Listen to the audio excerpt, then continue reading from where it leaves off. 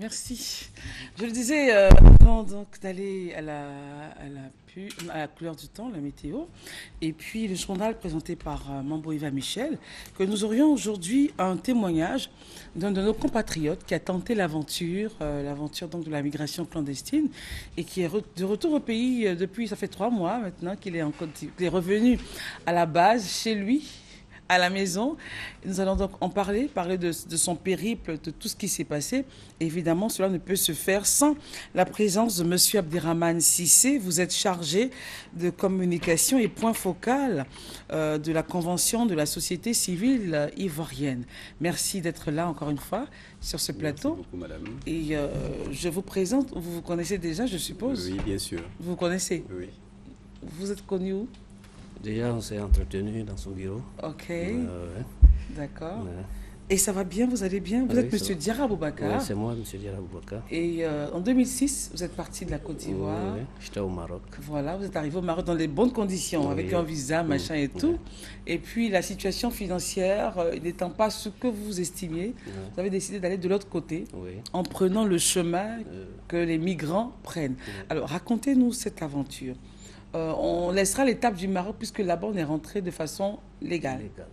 Du Maroc, vous décidez de faire ce parcours désert et tout, pour des lendemains meilleurs, et pourquoi pas prendre l'embarcation qui vous amènera peut-être en Espagne, en Italie, enfin, voilà, en Europe.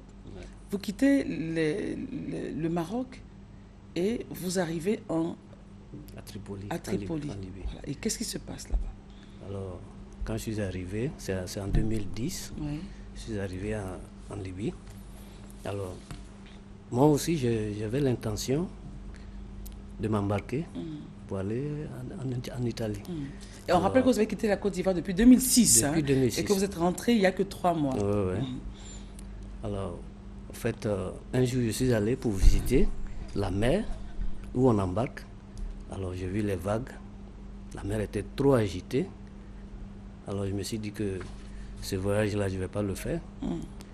Parce que c'est très dangereux. Mais avant d'arriver à la mer, parlons d'abord de Tripoli, le désert, et toutes les embarcations, les camions, bref. D'accord. Et bon, j'étais à Tanger. J'étais d'abord à Casa, Je suis revenu à Rabat. Toujours au Maroc? Oui, toujours au Maroc. Et après, je suis allé à Tanger. Tanger, c'est? C'est la ville qui fait frontière avec Tarifa. Ok. Tarifa qui est? L'Espagne. Ok. Voilà. Alors, j'avais tenté d'aller à Tarifa, d'aller en Espagne. Comment? Nous étions 3. On a acheté le Zodiac. Ça dit chacun donnait un peu. Avant d'arriver au Zodiac, parlons du désert, de la traversée. Vous avez marché dans le désert 17 km. Vous étiez 35 au départ et à l'arrivée, là, vous êtes retrouvé... Là, c'est à partir de Deb. Voilà. On aimerait savoir un peu tous ces détails. D'accord. Voilà.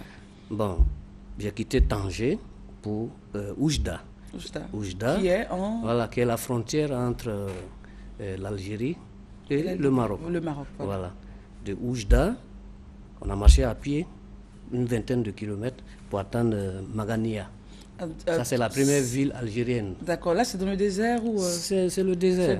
C'est le désert. Et ça se passe comment? Vous étiez avec qui? On était à pied... avec des Africains? Avec un guide. Ce sont des Africains? Oui, ce sont des Africains. De quel... Bon, je crois que c'était un Guinéen. Il était notre guide. Un Guinéen qui était votre guide là-bas? Qui était notre guide là-bas. Mais il travaille au compte de... comment dirais-je... du chairman ivoirien. Qui gérait ça. Qui gérait ça. Alors, quand vous parlez de chairman, ça veut dire qu'il y a des Ivoiriens là-bas? Oui. Vous avez trouvé pas mal d'Ivoiriens? Oui, il y a beaucoup. Ils sont beaucoup à... Jusqu'à votre retour il y a 3 mois, il y en avait encore? Oui, il y en a. Les Ivoiriens sont beaucoup à Tripoli. Et qui veulent tenter de partir? Ils veulent toujours tenter de partir. Alors, la mer, c'est très dangereux. Il y a beaucoup de personnes qui sont mortes devant moi là-bas. Alors... Donc on revient à notre affaire au désert, vous avez marché des kilomètres. Ça c'est de Deb à Gadamès. D'accord. Alors dans quel état d'esprit vous étiez en groupe, en voiture? On était en groupe. Oui. Bon, au départ on était 100 personnes. 100 personnes? 100 personnes du Maroc. Du Maroc. Donc on est arrivé à Magania, ça c'est la ville, la frontière algérienne. Ça, c'est la première ville algérienne. Et vous étiez dans ces camions-là aussi, ce qu'on voit là? Oui, oui. On a pris ces camions-là, à Debdeb.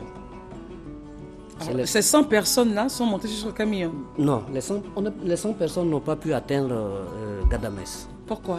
Parce que... Vous reconnaissez un peu tous ces sites-là, tout ça? Bon, là, ça doit être le Niger. Hein. Ok. Ça, c'est le Niger. Okay.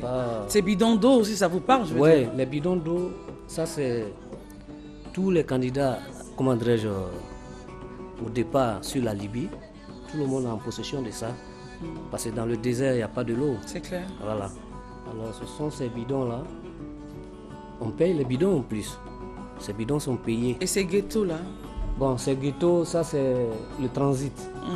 Ça, c'est le lieu de transit. Et vous me disiez qu'il y a pas mal d'Ivoiriens qui vivent dans ces ghettos. Il y a même un chef de ghetto qui est ivoirien. Oui, un chef de ghetto qui est ivoirien. Bon, je ne vais pas dire son nom. Non, on va pas. Voilà. On va pas. Voilà, c'est ça. Voilà, je n'ai pas dit son nom. C'est dans ces conditions-là qu'il vit, oui, que vous viviez. C'est comme ça, on dort en plein air. Souvent dans le désert, on dort comme ça. Il fait froid. Il fait froid, très très froid. Et quand vous voyez ces images-là, comment vous sentez? J'ai mal au cœur. J'ai mal au cœur. Si c'est à refaire, je n'irai pas. Hein. C'est très dangereux. Il y a comment on appelle, il y a des gens, il y a les pilleurs. Ils viennent nous piller souvent. Ils viennent vous fouiller la nuit pour prendre tout ce que vous avez en poche. Et il ne faut pas réagir? On ne peut pas. Nous ne sommes pas chez nous. Voilà. Alors, pour ceux qui viennent à peine de nous prendre en marche, nous sommes avec Monsieur Diarra, qui a tenté l'aventure de la migration clandestine. Oui, l'homme nous dit qu'il a pris ces camions-là, bondés d'hommes, il a vu ces dromadaires. J'ai bu même le lait de chameau. Le lait de chameau? Parce qu'il n'y avait plus d'eau. Donc c'est le lait de chameau que vous buviez? Voilà. Quand il n'y a plus d'eau, c'est le lait de chameau qu'on nous donne. Voilà. Et il nous dit que lorsqu'il voit ces images-là, il a mal au cœur. Il a mal au cœur. C'est très dangereux. Alors, donc, on revient à ce désert-là. Vous étiez 100 au départ. Oui. Et vous étiez en voiture ou vous étiez à pied? Bon, souvent c'est à pied, souvent c'est avec les Touaregs, les passeurs. Les passeurs. Alors, à pied, vous étiez combien au départ? Au départ, on était 100. 100. Et à l'arrivée? À l'arrivée, on était 30. 30. Oui. 100, ça veut dire que 70 sont restés? Oui, parce que... Dans le désert? Oui, dans le désert, les policiers, ils pourchassent les gens. Alors, il faut se cacher derrière les dunes de sable. Voilà. Donc, et donc, de 100 personnes au départ, il n'y a que 30? Il n'y a que 30 dont seulement. vous? Oui. Qui donc soyez arrivés à Tripoli. À Tripoli. Voilà. Et de Tripoli, qu'est-ce qu'il fallait faire maintenant? De Tripoli, maintenant, il fallait payer maintenant le voyage pour l'Italie. Pour l'Italie. Pour l'Italie. À combien? Bon, c'est de 1000 à 1500. 1500 dinars. Dinars. Et ça fait combien en CFA? Bon, 1000, je crois, ça fait 490, 500 000 environ. Ça veut dire que vous avez de l'argent sur vous? Oui. Mais pourquoi? Oh, d'accord. Essayons de comprendre un peu le parcours. Là, j'ai travaillé d'abord vous avez travaillé d'abord à Ghadamès. Vous étiez ouais, j'étais à Ghadamès. Voilà, dans la menuiserie, j'ai travaillé à Ghadamès. Parce que vous ne pouvez pas traverser, aller jusqu'à Tripoli. Sans argent. Sans argent, il faut payer le transport. Alors, quand vous arrivez à Ghadamès, ça c'est le point de départ, vous travaillez à Ghadamès. J'ai travaillé, je crois, 4 à 5 mois. Ouais. Et puis maintenant, j'ai continué. Tout ça dans l'objectif d'atteindre l'Europe, avoir un peu d'argent. Voilà. Donc, quand vous avez travaillé à Ghadamès 400 mois, vous partez donc, vous abandonnez le travail et vous partez maintenant à Tripoli. Pour le voyage sur l'Italie. Sur l'Italie. Sur l'Italie, sur l'Europe. Et donc, vous restez en notre compagnie, et vous aussi, vous restez en notre compagnie, chers téléspectateurs. On se retrouve pour On continue? D'accord.